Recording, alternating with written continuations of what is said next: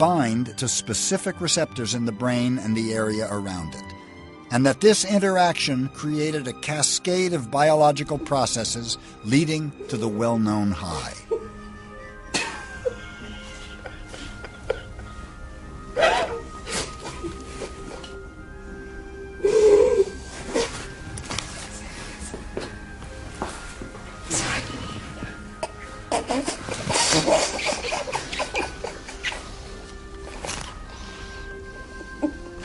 What does it feel like?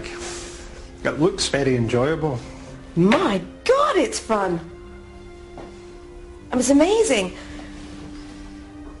Amazing. If you block the endocannabinoids artificially in mice, they tend to grow tumors, and they also get depressed.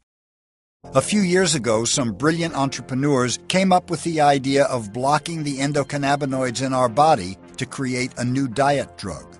The theory being, if cannabis gives people the munchies, then blocking the endocannabinoids would make them lose their appetites. The drug they developed, Rimonabant, did indeed reduce appetite by blocking the endocannabinoid receptors.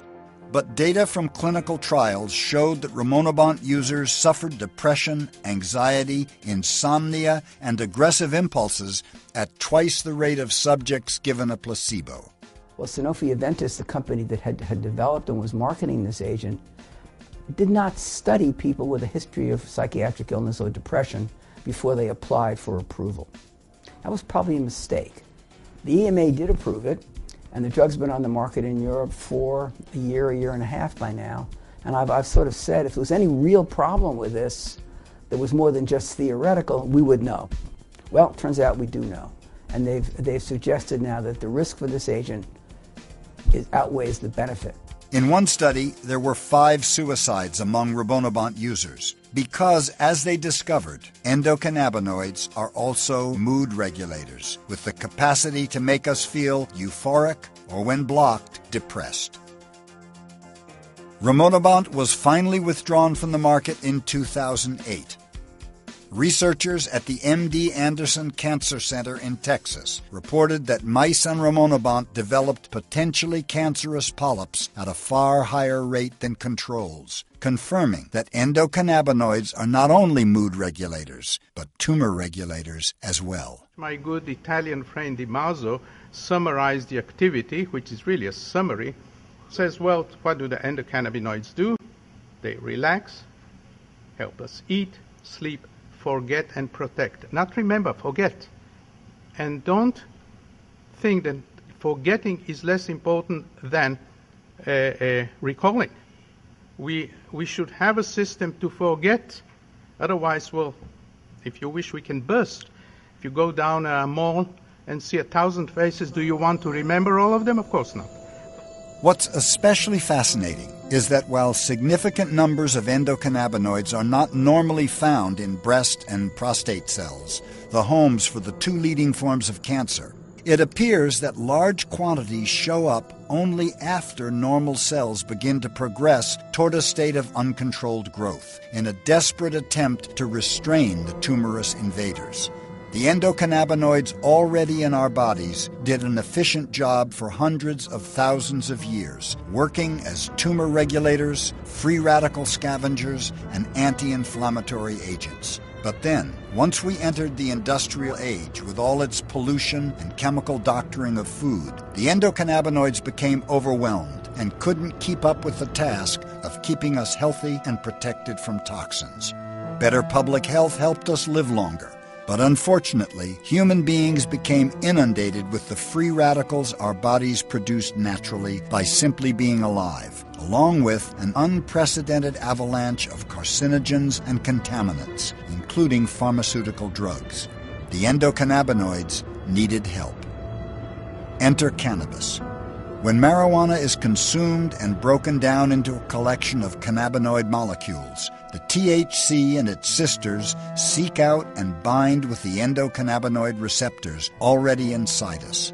Together, they give the body more ammunition against all of the diseases of modern times. And let me show you what we have.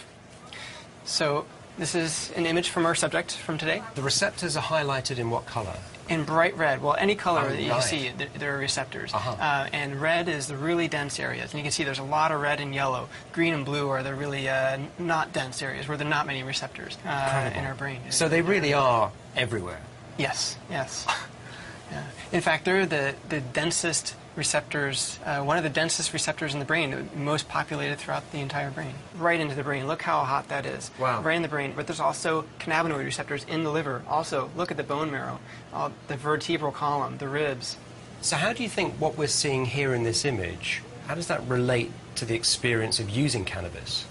Well, look at the amount of cannabinoid receptors in the brain. A lot of them. A lot of the effects of cannabis use are in the brain. Euphoria, as an anxiolytic, it dissolves your anxiety, or it can even cause your anxiety. So cannabis abusers or cannabis users talk about having this high, the euphoria, that's probably from some of the deep structures in the brain. Scientists are now experimenting to see which parts of the pot plant, including its cannabinoids and other biological compounds, might be the most effective against a variety of diseases, including diabetes and cancer. Despite all the difficulties, there's a group of doctors in the U.S. and abroad who have been advancing the research on the medical use of cannabis with highly impressive and sometimes revolutionary discoveries. In a scholarly Cancer Review article published in 2009, there were over 421 chemical compounds identified in the cannabis plant. And within this group of natural substances, there are many chemicals that have significant anti-tumor properties at low enough doses to where they would be effective cancer treatments. That's an important part of this. It's one thing to be able to kill a cancer cell, but could you really survive such a treatment?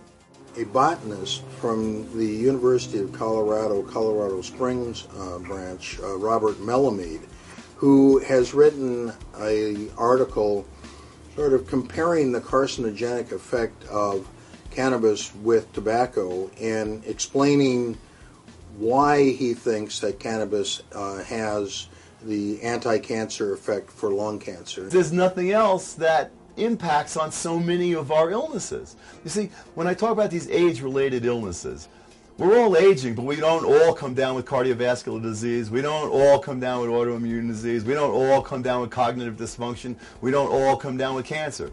But the chances are we're going to come down with one of them. All right?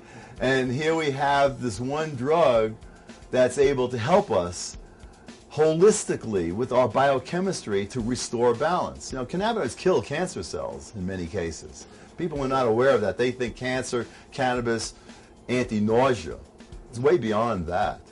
There are also studies taking a look at other organ systems that have found that marijuana seeks out the cancerous cells and preferentially kills them over the healthy cells. There's a wealth of laboratory evidence that these anti-tumor properties kill cancer cells in a variety of ways. There are multiple mechanisms of action identified by which cannabis kills cancer cells, and they're divided into various categories. And among these are anti-proliferative effects. Normally, that's one of the hallmarks of a cancer cell, is that it just keeps reproducing. So if you stop the reproduction, that's an anti-proliferative effect. There are anti-angiogenesis effects, and this means that the cannabinoids will stop the tumor from being able to elaborate or grow new blood vessels to support the growth of the tumor. There are anti-metastatic effects, and that is simple enough to mean that the cannabinoids block the ability of the cancer cells to spread into other tissues. And there's another effect that has a wild name, apoptotic effect. Apoptosis refers to the ability of cannabinoids to speed the death of the abnormal cells. And that's something that is especially important in cancer, because you're able to hasten the death of the cell without disturbing the normal cells around it. Seth Research Laboratories in California have recently demonstrated that in some tumors, cancer cells are killed by marijuana, while the other healthy cells are left untouched. Cells that stop moving and become still white dots are dead cancer cells. The ability of cannabinoids to kill bad cells while protecting healthy ones is particularly important when we're talking about brain cancer because of the so-called blood-brain barrier. The brain has to be sheltered from outside influences that might hitch a ride on the bloodstream and cause havoc. What is exciting and unique about cannabinoids is that they can pass through the blood-brain barrier because of their slippery, fat-loving nature. Cannabinoids get right into the brain's cancer cells by moving easily through the cell's membranes, which are also composed of lipids. The evidence is piling up in mice-infested labs that the endocannabinoid system, when stimulated by cannabinoids, has an anti-tumor effect and can instruct cancer cells to commit suicide. This was done by Manuel Guzman's group within the past less than 10 years, and what they showed there was that originally that THC, when injected into a brain tumor in mice and rats, a significant number of those animals the tumor would regress and disappear, so that you actually had survival of rats that would otherwise die. And they examined all the surrounding nerve tissue, and that was all fine, because remember, once again, cannabinoids protect nerves. Dr. Manuel Guzman is a professor of biochemistry and molecular biology in Madrid, Spain, and is known for his groundbreaking studies on medical cannabis. Hemos observado que los cannabinoides tienen un efecto inductor de la muerte de las células tumorales, un efecto inhibidor de lo que es el crecimiento, la multiplicación de las células tumorales. Lo que hacen es disminuir el crecimiento de los tumores. If cannabis might be the miracle cancer cure that everybody's been searching for, then why don't doctors everywhere know about it? People have a hard time believing that cannabis can have all of these fantastic effects that are described. But what we're doing is we're just stimulating a natural system that's already there. This has been developing for hundreds of millions of years. The invertebrates, the sea squirts, the hydra, there are primitive endocannabinoid systems in those organisms dating back 600-700 million years ago. The cannabis plant came along maybe 50 or 60 million years ago. Why aren't billions in funds being directed toward cannabinoid research by the organizations that raise money for cancer therapies? We're talking about medical research that, it's really a double-edged sword. On the one hand, I'm thrilled that there's really more research taking place now really than any time in history when it comes to the therapeutic use of cannabis, and specifically the cannabinoids, the components in cannabis. Unfortunately, a lot of that research is still relegated to taking place overseas. We see a little bit now finally taking place in this country, but really the United States remains fairly well behind the curve when it comes to cutting-edge medical cannabis research. It's very difficult to do research with cannabis, the plant product, because it's restricted in what research we can do with it. Research on this area is in its infancy, and that is because the United States government has discouraged that kind of research both in the United States and elsewhere. It's only an aromatic herb, yet almost every government in the world restricts or bans its use. In many countries, cannabis suppliers and even users can still be put in jail for life or even executed. It's illegal in every country. I mean, I think there are treaties that prevent anybody from accepting marijuana as a medicine. Now, recently, Canada, Spain, and the Netherlands have sort of broken from these treaties, but I think these things are bigger than just any single country's politics. Despite these initiatives, we want to make clear that federal law still applies, and federal officials will continue to apply the law, and DEA officials will review cases, as they have, to determine whether to revoke the registration of any physician who recommends or prescribes so-called Schedule I controlled substances.